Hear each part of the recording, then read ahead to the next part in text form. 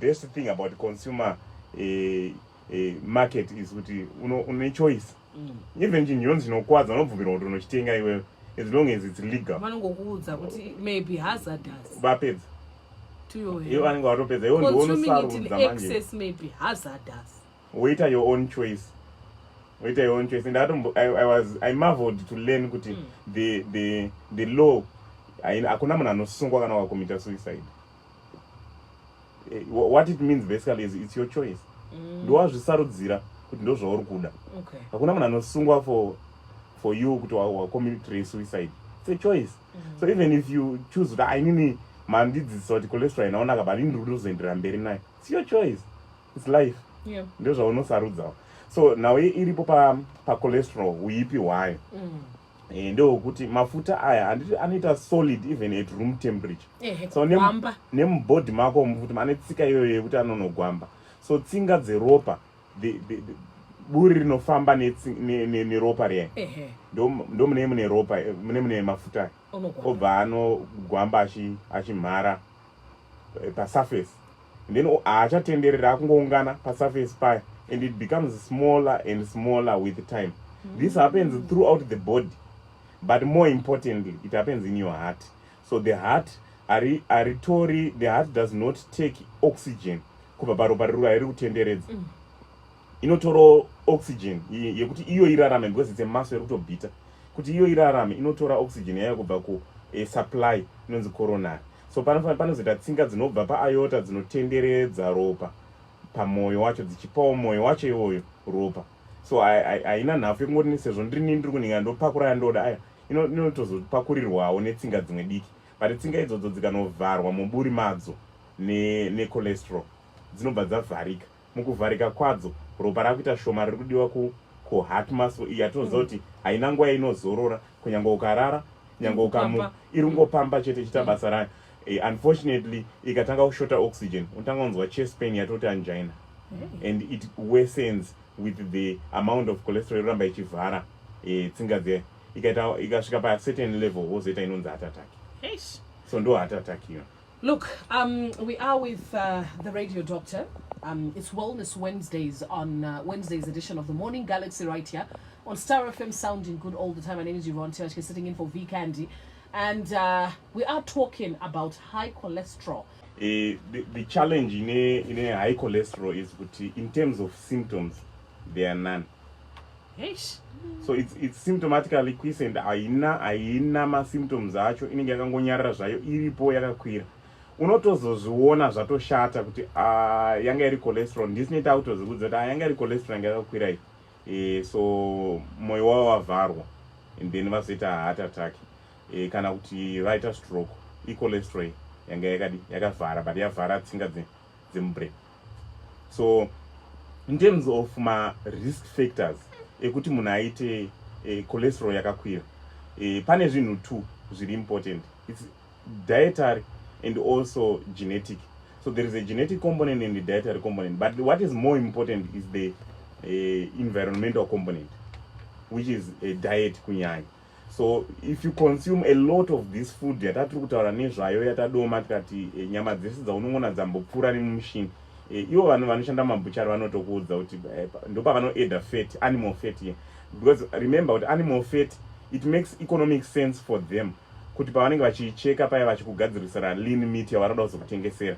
And remember it comes neprice yainenge inayo kuti vadzore mari yavo vachatora fat yayo vonoisa kune imwe product iri next. That's the truth about it now yemabhuchari. I made a small research yangu ekuda kuona kuti zvinoitika, and that's how they do it kuti varambe vari economically viable to maximize the profits. So sedentary lifestyle is also the other issue. Kungogara pachair nguva dzese pacouch pambed tabva muworld cup iko zvinezvi kune rimwe futi riri kutambwa bhora. I'm not very big pabhora but kune rimwe futi riri kutambwa bhora and iro richipera ndofunga pane rimwe futi rinouya. So unongoramba uri pacouch uchingochinja remote nekuchinja remote uchiteera kwariri, and izvozvo zviri kutovhiringidza your health. So it's diet in a meat yakawanda, particularly the animal fat. I must hasten to say pork. Most people say pork is white meat. And how wrong they are, gravely wrong. Are you serious? Pork is not white meat. It's red meat. Chiri white pa pork, if it Doctor. if it is the cholesterol that's there and very white. And I'm butcher mining yakanaso freeze. You check into slices. The hind quarter ya wakanatso itarisa ichichekwa. Over itarisa ona kuti the red part inotooneka, this is red. It's central. The outer part, yes, which is very thick, it tends to be very thick with pork. Yes. It's white, but it's not white meat. It's red meat.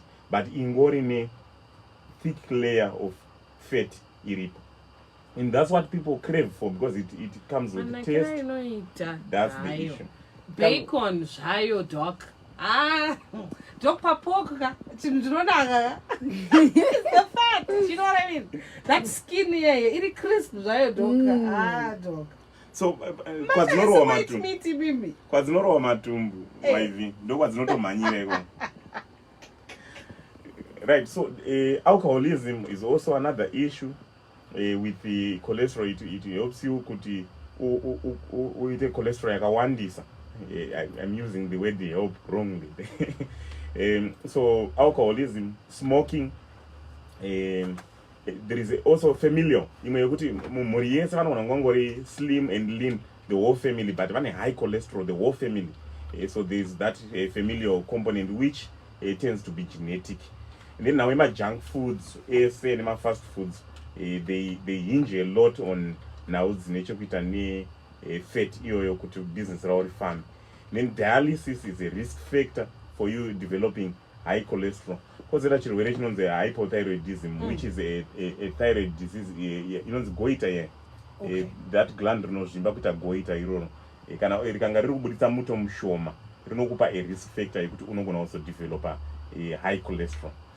Then my complications, my mention. Cholesterol. One of them is heart attack. That is a big one. And what I've seen generally is that black people tend to suffer a stroke, whilst white people tend to suffer heart attack. So those are the complications. Maombe, heart attack, koita zakare, stroke, koita intermittent claudication. Yokuti uchifamba unonzwa tsafu dzichita cramp. It means kuti buri rinofamba neropa mutsinga too narrow, ravharwa cholesterol inenge yakavhara mukati. Zvekuti ropa paunenge wakufamba paya, when you exercise, the oxygen demand it rises, and when your oxygen demand rises, the pain starts because hapasina complete oxidation food into energy, because I used to break it down completely. Accumulated china inenge accumulated and intanga urwadza, so inogona inonzi intermittent claudication. And erectile dysfunction in men. Remember, the penis haina bone, but yet it should stand erect and hard and firm. It's all blood, but this system affect blood. So tinotofana kutoona kuti munhu auya achicomplaina kuti inini ndine erectile dysfunction, toda kumuona kuti haana here cholesterol problem, because inogona ingori cholesterol problem, zvimwe zvese zvanga zviri right, haana hypertension, haana diabetes, haana zvimwe zvikonzero, even stress haana, but cholesterol yakanovhara patsinga dzanga dzichifana kuunganidza ropa in the organ kuti ikwanise kuva erect. Acute limb ischemia inongoreva kuti gumbo rinogona kutanga kungoora, because tsinga dziya dzavharwa, but dzavharwa to a critical point where the blood supply rashoma, zvekuti harichakwani kuti risupply gumbo iri kuti rirambe riri alive. Nengozoita a point inonzi fatty embolism. So kutsanangura kwatamboita kuti fatty inonogara mutsinga like that. Inogona kuzoti zvichida tomboti mugumbo, whilst you are exercising, you are walking, it dislodges kubva payanga yakagara paya, and it starts moving ne blood supply yakutotiza. Ikamhanya naro inogona kunomhara mumalungs. Ikamhara mumalungs inovhara, hauchagona kufema. Inonzi fatty embolism. So zvinogona kuitika izvozvo zvose kumunhu. So pane madiseases are associated ne high cholesterol. Diabetes is one of them. Obesity is also associated. We said it's not obesity primarily, nekuti kune vamwe vanhu vari lean but yet vane high cholesterol, but obesity is associated. and then cause it inonzi cholestatic liver disease. Tsinga dzinofambisa muto wenduro dziya idzi muliver dzinofanira kunge dzakavhurika kuti muto wenduro ufambe, but unokwanisa kunovharwa zvakare nefeti iyoyo, zvokonzera kuti munhu atoita yellow, achinzwa waviwa, liver yakutorwara because of that.